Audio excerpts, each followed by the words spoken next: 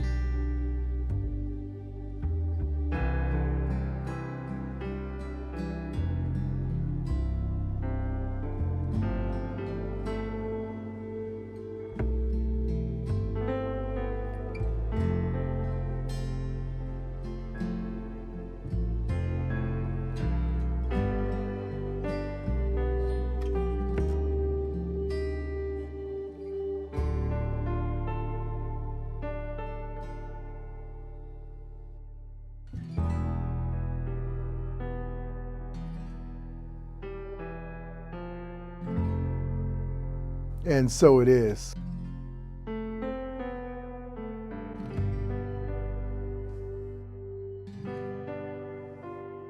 Good morning and welcome to our virtual service. My name is Reverend James Parker. My lesson title today is Cultivating Self-Compassion.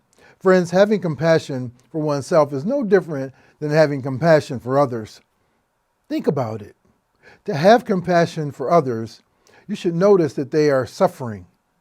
Second, compassion involves feeling motivated by others' suffering so that your heart responds to their pain. The word compassion literally means to suffer with. Having compassion also means that you extend understanding and kindness to others when they fail or make mistakes, rather than judging them. Moreover, compassion for another means that you realize that suffering, failure, and imperfection is part of the shared human experience. Self-compassion, however, is the most important of the two. It means having a deep and meaningful spiritual relationship with yourself. It's a consciousness of the presence of God within oneself. It involves acting the same way toward yourself, even when you are having a difficult time, fail, or recognize something you don't like about yourself. Instead of just ignoring your pain, it means asking yourself, how can I comfort and care for myself in this moment?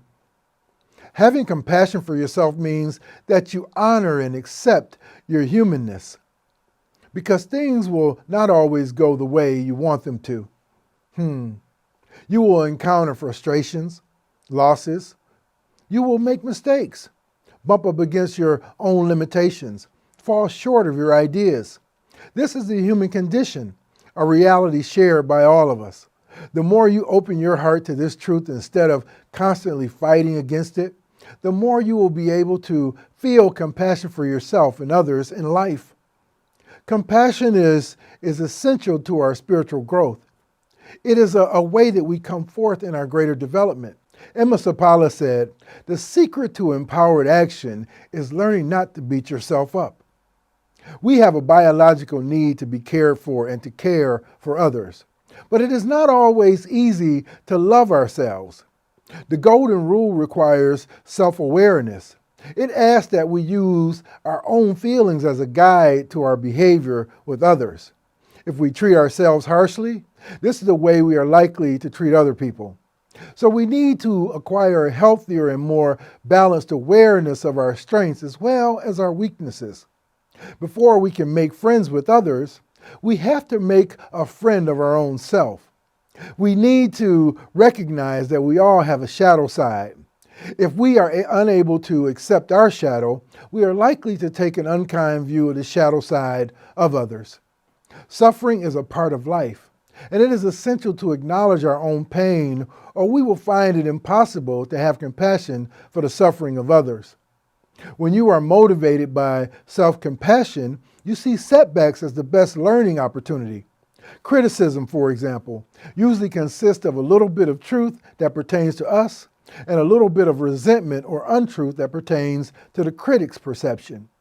Because of the hurt that goes along with criticism, we either become defensive or beat ourselves up and ultimately miss the practical lesson. With self-compassion, however, we view failure with greater calm and understand it as an opportunity for which we grow and can follow. Research indicates that cultivating self-compassion can contribute to beneficial physical, emotional, mental, and interpersonal changes, such as it modulates hormonal functioning, reduces the intensity and frequency of negative and chronic stress reactions, copes with difficult emotional experiences, moderates depression and anxiety, increases emotional well-being, mitigates negative thinking, improves interpersonal relationships, and enhances patience, generosity, gratitude, acceptance, humility, openness, and gentleness. Friends, self-compassion involves becoming aware of the presence of suffering in our bodies, emotions, thoughts, and actions. It means being warm and understanding toward ourselves when we suffer, fail, or feel inadequate, rather than ignoring our pain or punishing ourselves. In fact, it takes critical steps to bless us with inner healing. O'Donohue said, "Self-compassion is paramount. When you are compassionate with yourself, you trust in your soul, which you let guide your life. Your soul knows the geography of your destiny better than you do." In our humanness, we must address the stories and negative self-talk that plays over and over in our conscious and subconscious minds. This self-talk or personal commentary frames our reactions to life and its circumstances and shapes how we relate to God and others. We need to practice self-compassion designed to dispute this negative thinking. In J.K. Rowling's world-famous series, the central character, Harry Potter, comes to see that things were not quite the way he imagined. A teacher who seemed to despise him turned out to be a brave protector. Dumbledore, his strong, wise, and resourceful mentor, is debilitated by self-hatred. In their final meeting, Dumbledore expresses regret for not trusting Harry and tells him how he is racked with guilt and shame. He tells Harry, "You cannot despise me more than I despise myself." Harry knows what Dumbledore did in the distant past, but he gently challenges his mentor's negative self-assessment. As he respectfully pushes back against Dumbledore's harsh self-criticism, he contemplates how odd it was to sit here and defend Dumbledore from himself. Self-criticism is very personal for Dumbledore, but not exclusive, because it shapes how he views others. It keeps him from trusting and makes him unjustifiably cautious toward Harry.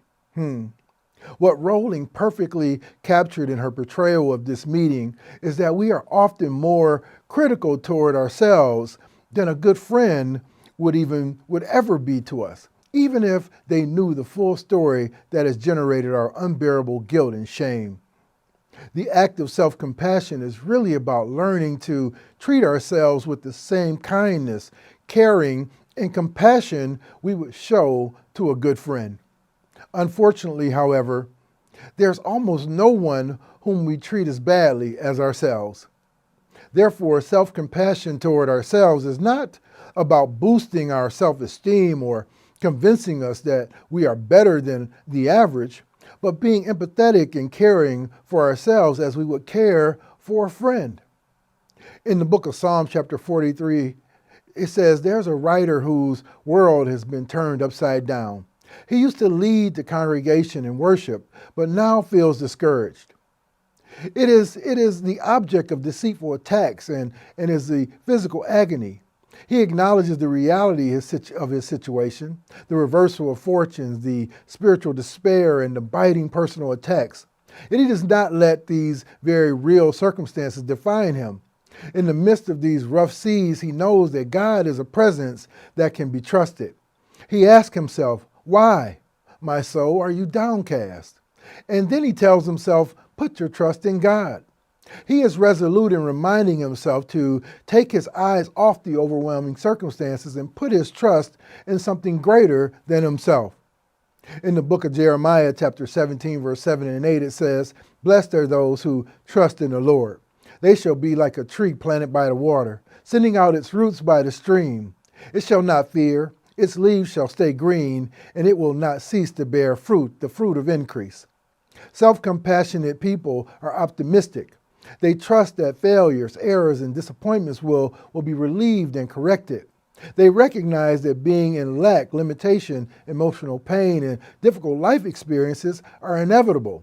So they tend to be gentle with themselves when confronted with painful experiences, rather than getting angry when life falls short of set ideas. People cannot always be or get exactly what they want. When this truth is denied, fought, or resisted, suffering increases in the form of stress, frustration, and self-criticism. But when this truth is accepted with sympathy and kindness, emotional poise and self-confidence are experienced. Friends, consider this, if you will. First, self-compassion is not self-pity. When individuals feel self-pity, they become immersed in their own problems and forget that others have similar problems. They tend to emphasize feelings of separation from God and others. They often get carried away and wrapped up in their own emotional drama. Self-pitying people cannot seem to step back from their situation and accept a more harmonious, optimistic, or objective perspective. Self-compassion, on the other hand, allows one to see the shared experiences of self and others without feelings of isolation and separation. Self-compassionate people have a knack for putting things in their proper perspective.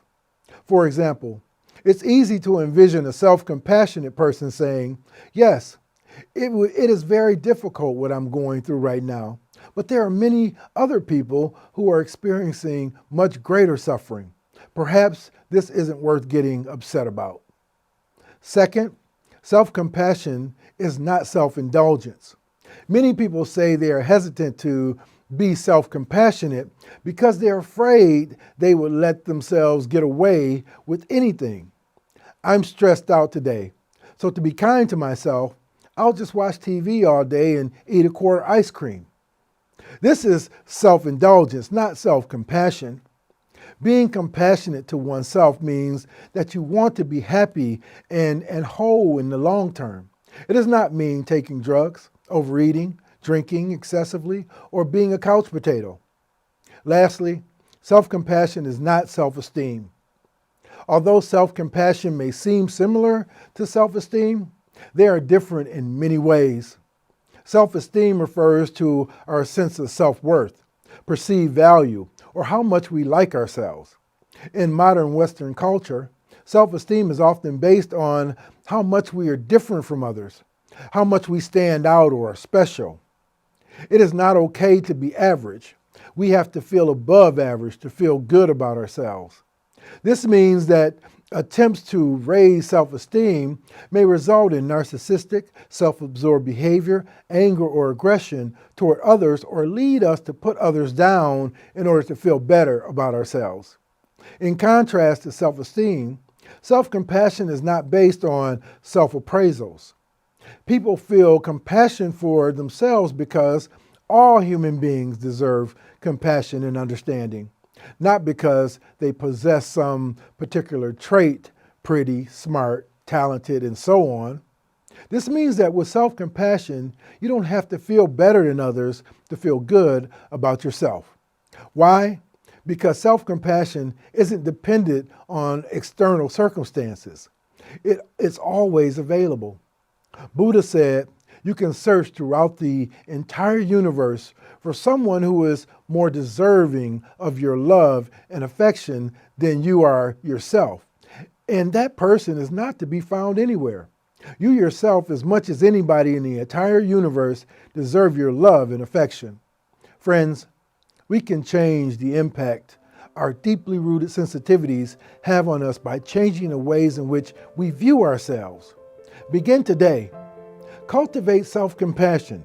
Stop punishing yourself for your mistakes and errors. Trust that God will see you through your heartbreak and self-loathing. Accept that you are not perfect and be gentle with yourself when you are confronted with your shortcomings. You are valued by your friends, families, and coworkers because of who you are, not because you are flawless. Understand that you do not need to be a certain way to be worthy of love.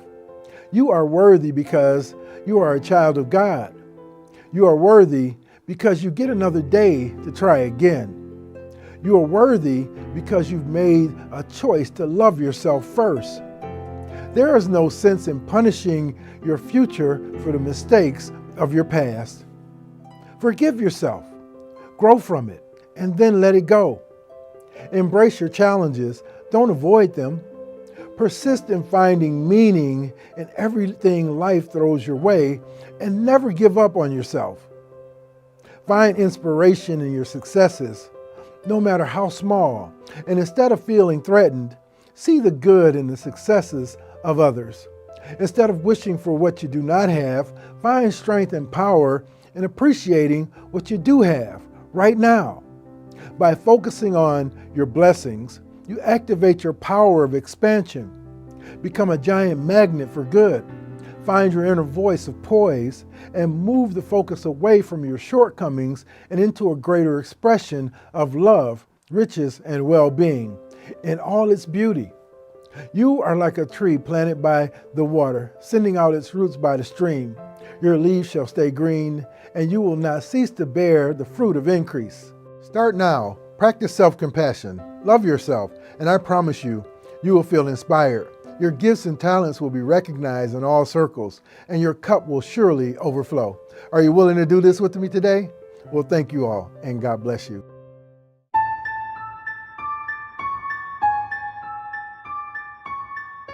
Well, we've come to that time in our service where we open our hearts to give. And this is a great opportunity for you to come forth in the perfect way, allowing yourself to receive your goodness.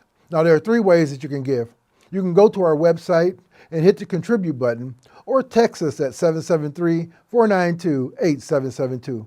Or always mail us a check to 2650 West Montrose, Suite 110, Chicago, Illinois, 60618.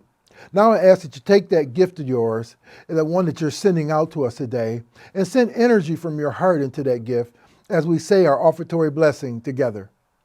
Divine love, richly flowing through me, blesses and multiplies all that I am, all that I have, all that I give, and all that I receive. I am grateful for the blessings of this day. I am grateful for the blessings on the way. And so it is.